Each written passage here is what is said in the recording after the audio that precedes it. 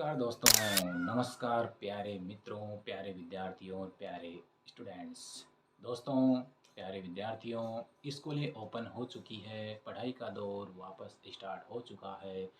तो दोस्तों, पढ़ाई का दौर वापस स्टार्ट हो चुका है तो अपन भी अब लेके चलते हैं अपने मिशन को। तो दोस्तों, बेस्ट से बेस्ट कंटेंट है मेरा और बेस्ट से बेस्ट कंटेंट देने की मैं आपको कोशिश करूँगा और मैं विद्यार्थियों की और मेरे प्रिय साथियों की बहुत ही हेल्प करता हूँ बेस्ट से बेस्ट कंटेंट उन तक प्रोवाइड करने के लिए और बेस्ट से बेस्ट कंटेंट उनको देने के लिए।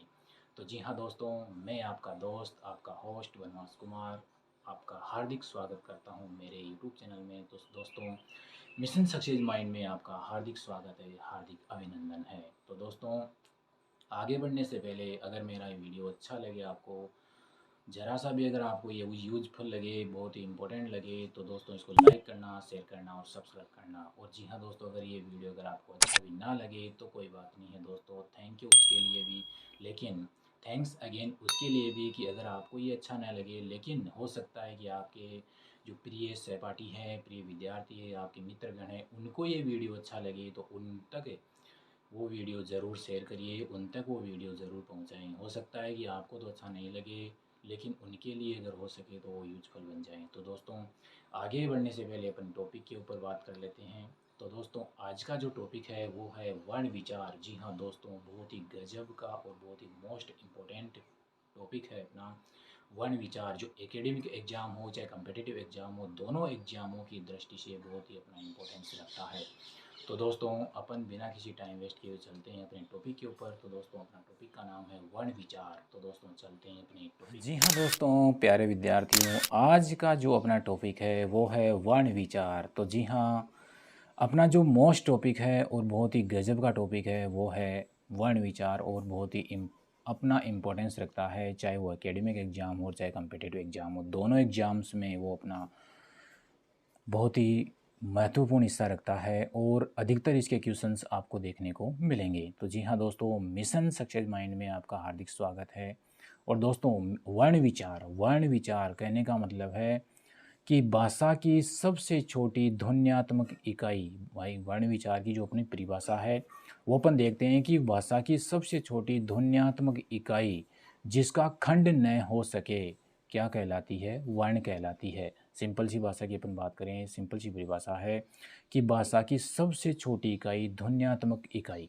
कहने का मतलब है जो भी अपन बोलते हैं, जो भी अपन सामने यानी कि अपने सामने जो भी ध्वन्यात्मक इकाई है भाषा की सबसे छोटी, उसका खंड न हो, कहने का मतलब जिसके टुकड़े नहीं किए जा सके, ऐसी इकाई वो क्या कहलाती है? वर्ण कहलाती है। एग्जाम्पल की दृष्टि से अपन समझते हैं कि वर्ण किसे कहते हैं। जैसे अपने पास एक पॉइंट है सूरज। सूरज, इसमें कितने वर्ण हैं? सूरज 3 है, लेकिन इसके अपन देखते हैं कि इसमें वर्ण कितने हैं। यानी कि सूरज, सूरज है तो से के नीचे हलंत लगा हुआ है, कहने का मतलब कि ये व्यंजन है तो ये आधा हो गया, और इसमें उ जो वर्ण है वो छुपा हुआ है तो ये सु हो गया। इसके बाद में अपन रे के भी हलंत लगा हुआ है और रे में ए जोड़ने पर ये रे पूरा हो जाता है, और इसके बाद में जय है, जय में भी हलंत लगा हुआ है और इसमें भी अपन ए जोड़ते हैं तो ये जय भी क्या हो जाता है? पूरा हो जाता है। तो कहने का मतलब है कि सूरज अपने पास एक नाम है और इसमें वर्णों की बात करें तो कितने वर्ण हो गए? से, उ, रे, ए, जय, ए। कहने का मतलब 1 2 3 4 5 6, यानी कि इसमें वर्णों की संख्या अगर बात करें तो कितने वर्ण हो गए? इसमें 6 वर्ण हो गए। तो जी हाँ दोस्तों, यानी कहने का मतलब कि से, उ, रे, ए, जय, ए, इनके अपन टुकड़े नहीं कर सकते, यानी कि इनके अपन खंड नहीं कर सकते हैं, तो इनको क्या कहलाते हैं? अपन क्या कहते हैं? अपन वर्ण कहते हैं। यानी कि ये सभी क्या कहलाते हैं? वर्ण कहलाते हैं। यानी कि इनके अपन टुकड़े नहीं कर सकते, इनके खंड नहीं कर सकते। तो कहने का मतलब कि भाषा की सबसे छोटी ध्वन्यात्मक इकाई है, उसके टुकड़े नहीं किए जा सकते हो, उसी को ही अपन क्या कहते हैं? वर्ण कहते हैं। जैसे अपने पास एक पॉइंट और है राघव। राघव में अब बताओ कि कितने वर्ण हैं? राघव में जैसे रे हलंत है, इसमें धन आ, फिर उसमें धन घ भी हलंत में है, फिर धन ए और फिर धन वह भी क्या है हलंत में है, और धन ए। तो इसमें रागम में अगर वर्णों की बात करें तो कितने वर्ण हो गए, रे आ घ ए व ए, कहने का मतलब 1 2 3 4 5 6, इसमें भी 6 वर्ण हो गए। कहने का मतलब कि वर्ण राघव में अगर वर्णों की संख्या की बात करें तो कितने वर्ण हो गए, इसमें भी 6 वर्ण है। तो कहने का मतलब है कि इनके भी अपन टुकड़े नहीं कर सकते, रे के अपन टुकड़े कर सकते हैं क्या, नहीं कर सकते, आ के भी नहीं कर सकते, घ के भी टुकड़े नहीं कर सकते, ए के भी टुकड़े नहीं कर सकते, व के भी नहीं कर सकते, और ए के भी नहीं कर सकते। कहने का मतलब है कि इनके अपन टुकड़े नहीं कर सकते, इनके अपन खंड नहीं कर सकते हैं। तो कहने का मतलब है कि जिसका खंड नहीं हो सके उसी को अपन क्या कहते हैं, वर्ण कहते हैं। देखो यहाँ पर ये क्या है नीचे कि यहाँ रे आ घ, यानी कि रे धन आ धन घ इत्यादि सभी क्या है, ध्वनियाँ हैं, और ध्वनियाँ क्या है, ये वर्ण है। यानी कि ये सभी ध्वनियाँ क्या है, इसमें वर्ण है। ठीक है, तो ये वर्ण की छोटी सी परिभाषा है, बहुत ही इम्पोर्टेंस रखती है। ये भी कई बार वर्णों की यानी कि वर्ण की परिभाषा भी पूछ ली जाती है एग्जाम्स में, और कई बार ये टॉपिक देके इनके जो वर्ण है उनकी संख्या भी पूछ ली जाती है। तो आगे चलते हैं, अगला टॉपिक है अपना। कहने का मतलब है कि भाषा की सबसे छोटी ध्वन्यात्मक इकाई, ये तो आई गई, देख लिया हमने कि इसको अपन क्या कहते हैं, वर्ण कहते हैं।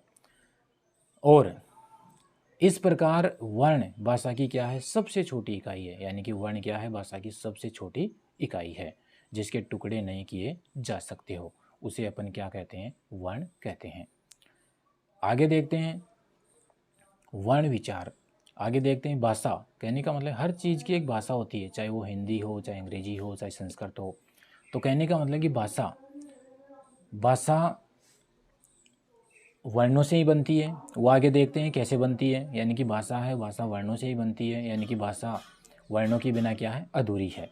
तो भाषा क्या है, बास धातु से बनी है। यानी कि भाषा शब्द है ना, वो बास धातु से बना है। यानी कि भाषा जो शब्द है वो बास धातु से बना है। और भाषा की अगर परिभाषा देखें, छोटी सी परिभाषा है कि सार्थक अर्थ रूप में वाक्य जिसमें होते हैं उसी को अपन भाषा कहते हैं। कहने का मतलब है कि भाषा यानी सार्थक अर्थ रूप में वाक्य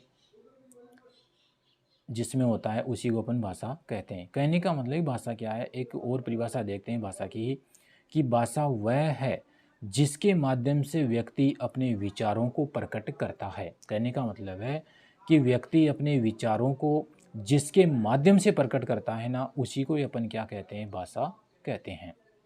और भाषा में क्या है, सार्थक रूप में उसमें वाक्य होते हैं, और वाक्यों से ही क्या बनती है, अपनी भाषा बनती है।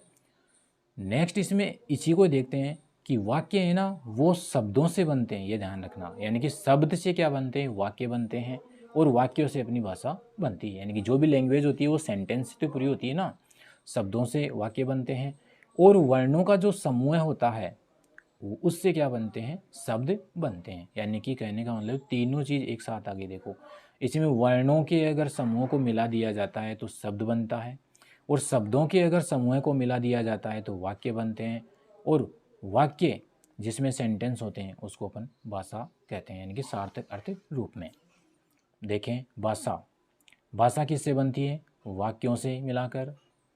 वाक्य किससे बनता है, शब्दों से बनकर और शब्दों से मिलकर, और शब्द किससे बनते हैं, वर्णों से मिलकर। तो ये इसमें यानी कि वर्ण, शब्द और वाक्य यह है।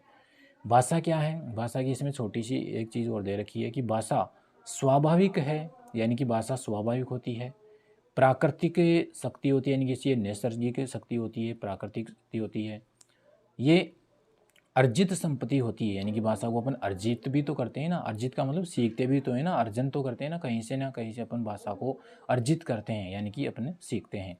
और ये अनुकरण के माध्यम से सीखी जाती है। यानी कि जैसा अपन अनुकरण करते हैं वैसे अपन भाषा को सीख सकते हैं, चाहे वो कोई सी भी भाषा हो। इस प्रकार आगे देखते हैं व्याकरण।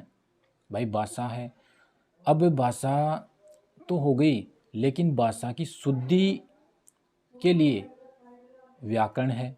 यानी कि भाषा की शुद्धि के लिए क्या है, व्याकरण है। और व्याकरण की भी यहाँ पर परिभाषा देखते हैं अपन, क्योंकि बहुत ही मोस्ट इम्पोर्टेंट परिभाषा है, व्याकरण की भी ध्यान रखना।